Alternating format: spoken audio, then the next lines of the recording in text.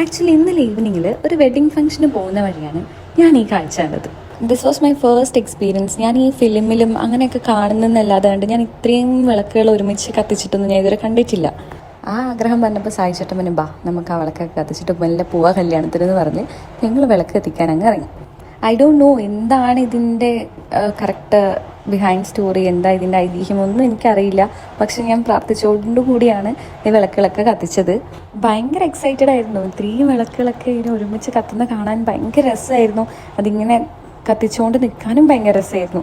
ഇവിടെയുള്ള ചേച്ചിമാരൊക്കെ നമുക്ക് കറക്റ്റായിട്ട് പറഞ്ഞു തരുന്നുണ്ട്, ഈ റോല് കത്തിച്ചോ, അങ്ങനെ ഇങ്ങനെ ചെയ്തോ എന്നൊക്കെ പറഞ്ഞു തരുന്നുണ്ട്. ആക്ച്വലി ആ ചേച്ചിയോട് എനിക്ക് ചോദിക്കണം എന്നുണ്ടായിരുന്നു എന്തിനാ ഈ വിളക്ക് കത്തിക്കുന്നതെന്നുള്ളത്. പിന്നെ നോക്കുമ്പോൾ ആ ചേച്ചി എന്തോ ബിസിയായി അപ്പുറം പോയി, ചോദിക്കാൻ പറ്റിയില്ല.